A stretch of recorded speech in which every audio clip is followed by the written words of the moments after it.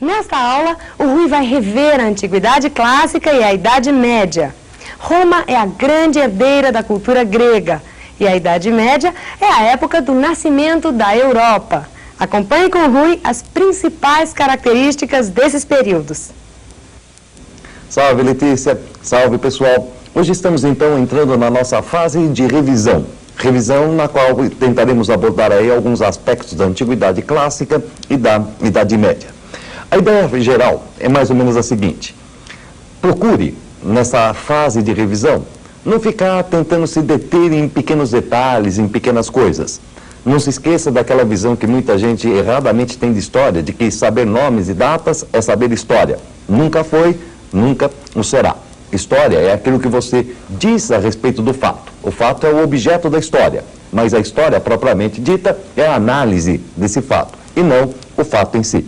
Assim sendo, procura prestar atenção nos títulos das questões que você tem diante de você.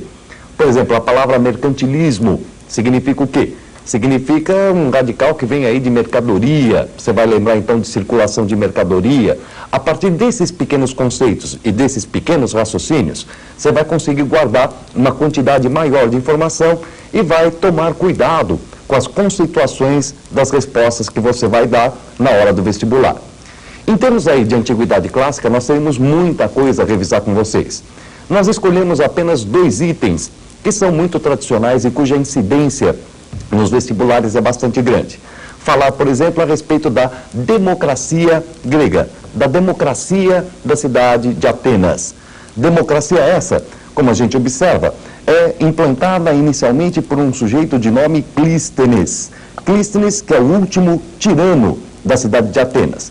Lembrando aí que a cidade de Atenas teve uma evolução política caracterizada, primeiro, por uma monarquia, segundo, por uma oligarquia, terceiro, uma tirania, que significa somente governo ilegal, e por fim, o último tirano, Clístenes, implantando aí a reforma democrática.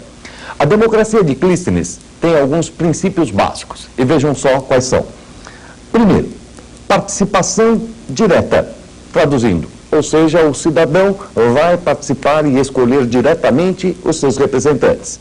Mas os problemas dessa democracia já aparecem aí no segundo princípio, aquele que diz que essa democracia é apenas para os cidadãos.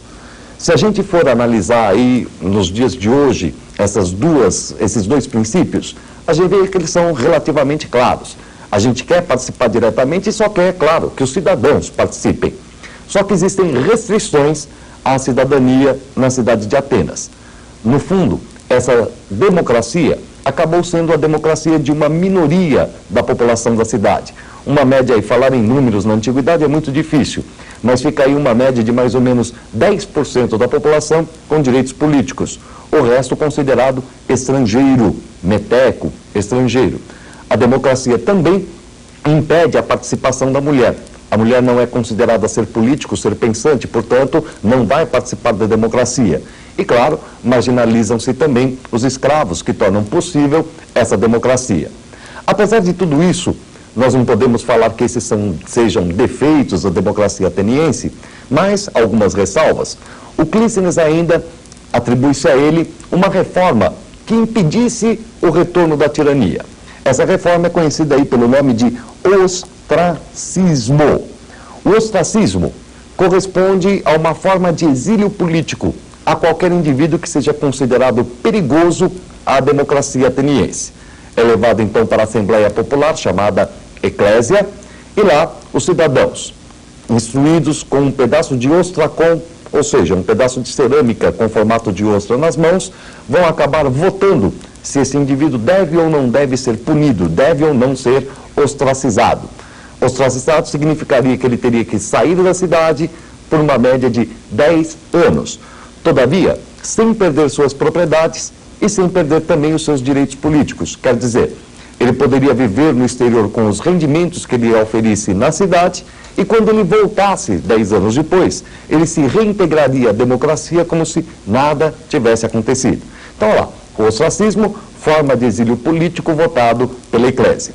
E um último grande aperfeiçoamento desse modelo democrático nos é dado através do famoso governo de Péricles, em que a cidade de Atenas viveu a sua idade áurea, tanto que é conhecido aí o século V a.C. como o século de Péricles ou Idade de Ouro ateniense, Idade de Ouro grega. Veja bem, a reforma de Péricles é a mistoforia. Mistoforia. Eu falei tanto aí dos radicais que, pelo amor de Deus, não vai me confundir mistoforia com a euforia depois de comer um misto quente, hein? Pelo amor de Deus. Mistoforia é o pagamento do mistói, um pequeno salário aos deputados que participam da eclésia. Especialmente num país como o nosso, falar em pagar salário a deputados é uma coisa relativamente suspeita. Como é que você chama isso de aperfeiçoamento democrático? É o seguinte, que dentro da Grécia, dentro de Atenas, o cidadão escolhido, ele passava a participar integralmente da política da cidade. E esse trabalho de período integral não era remunerado. Significa que se você fosse um cidadão pobre e fosse escolhido para a eclésia, você muitas vezes tinha que abdicar do seu mandato. Com o mistói, esse indivíduo agora tem como se sustentar durante o ano em que ele vai participar das instituições democráticas. Tá? Então lá, participação direta, apenas para o cidadão, ostracismo, exílio político e Péricles aperfeiçoando essa democracia com a mistoforia. Sobre Roma, nós pegamos aí o finalzinho do Baixo Império Romano e o momento crucial da viragem deste império, da saída do paganismo para o cristianismo. Dê só uma olhadinha como é que isto vai acabar se operando. Constantino, um imperador que vai sair aí da anarquia militar, vai conseguir implantar aquilo que nós chamamos de Edito de Milão. O Edito de Milão legalizava o cristianismo dentro de Roma. Uma vez que o império está em crise e é grande o volume da conversão aí de pessoas ao cristianismo, não dava mais para continuar perseguindo e o Constantino está reconhecendo esta realidade. Ele abdica do fato dele ser um deus e reconhece a igreja, identifica a igreja e a legaliza. Agora, mais radical, e tão boa foi a reforma de Constantino, deu tão certo que mais radical ainda será Teodósio. Teodósio vai acabar oficializando o cristianismo. Traduzindo, enquanto Constantino permitiu que o cristianismo existisse em meio a outras religiões, o Teodósio vai tornar o cristianismo a religião oficial. E a igreja começa aí a lançar as suas raízes para ser a maior senhora de terras e, claro, da mentalidade daquele momento seguinte, que é chamado de Idade Média. Sobre a Idade Média, o que nós temos de mais fundamental? É um período aí de 1000 anos, tem muita coisa, gente. Mas aquilo que os vestibulares mais costumam pedir, e que quase sempre incidem em todas as faculdades, é a questão da sociedade feudal. Sociedade feudal que você deve lembrar, tem 3 características básicas.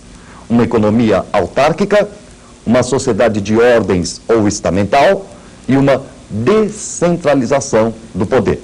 Olha só, economia autárquica, gente, não significa uma economia autossuficiente, mas significa uma economia preocupada em produzir para consumo, não para mercado.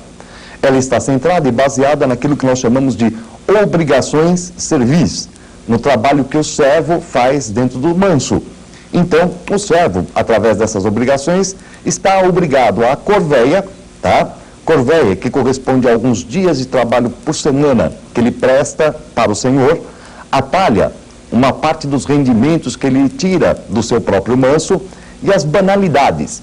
Todas as vezes que ele usa algum instrumento que pertence ao senhor, ele paga um imposto conhecido aí pelo nome de banalidades. Como ele faz todo o serviço, ele simplesmente se utiliza de uma tecnologia rudimentar, acarretando, portanto, uma baixa produtividade. Ao mesmo tempo, esta forma de exploração do servo é justificada através de uma sociedade conhecida pelo nome de ordens e mais tarde chamada de estamental. Por que sociedade de ordens? Porque a igreja justificava dizendo que Deus havia ordenado esta sociedade. Mais tarde, com o aparecimento da burguesia, o indivíduo vai ficar preso ao seu status. Portanto, a partir do século XI, mais exatamente a partir do século XIII, a sociedade de ordens passa a ser claramente estamental, ligando o indivíduo à sua condição, à sua situação, ao seu status. Quais são os grupos sociais que compõem esta sociedade? O clero, que é o orador, aquele que reza para salvar a alma do nobre, para salvar a alma do servo. O nobre, que luta contra os inimigos visíveis dos cristãos, o muçulmano, o normando, o sarraceno, o eslavo, o húngaro. E o servo, que deve sustentar o nobre, deve sustentar o clero. Reparem que a justificativa da igreja, inclusive, é essa. São três coisas individuais, mas que não vivem isoladamente. Cabeça, tronco, membros. Pai, Filho, Espírito Santo. Caracterizando aí o maior dado da sociedade feudal, que é exatamente o seu coletivismo, tá? A imagem, portanto, de uma trindade dentro dessa sociedade, justificando as funções e, ao mesmo tempo, tornando essa sociedade quase igual a um corpo humano, cabeça, tronco e membros, e o coletivismo da sociedade de ordens medieval. E, por fim, a descentralização do poder. Descentralização do poder que é caracterizada justamente pela relação entre dois nobres, a relação feudo-vassálica. Dois nobres, hein, gente? Lembrar sempre que vassalo não pode e nunca foi servo. Vassalo é sempre um nobre. A relação entre o senhor e o vassalo é uma relação socialmente horizontalizada, por isso mesmo feudal. E a relação senhorial, essa sim, é verticalizada entre o senhor e o servo. Por que isso provoca a descentralização? Porque o senhor feudal é exatamente aquele nobre que concede o feudo, o sustento. E o vassalo é aquele que, em troca do sustento, presta o juramento de fidelidade, presta a homenagem, que inclui diversas obrigações, mas que, na realidade, está interessando verdadeiramente uma em especial, que é o vínculo militar. O vassalo deve prestar cerca de 40 dias de serviço militar nos exércitos do senhor feudal. É o que mais interessa ao senhor. Portanto, quanto mais vassalos tiver um senhor, maior é o exército que esse senhor pode reunir em certa época do ano. Quanto mais senhor você tiver, maior a quantidade de sustento, de feudos, que podem ser terras, mas também não precisam ser exatamente pedaços de terra, você vai ter para se sustentar e, portanto, você, enquanto vassalo, também pode se tornar um senhor feudal.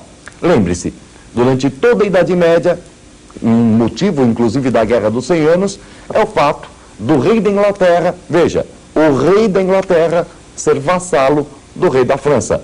Quer dizer, mostrando para nós aí, então, que se trata, evidentemente, de uma relação horizontalizada, de nobre para nobre, e nunca de nobre com servo.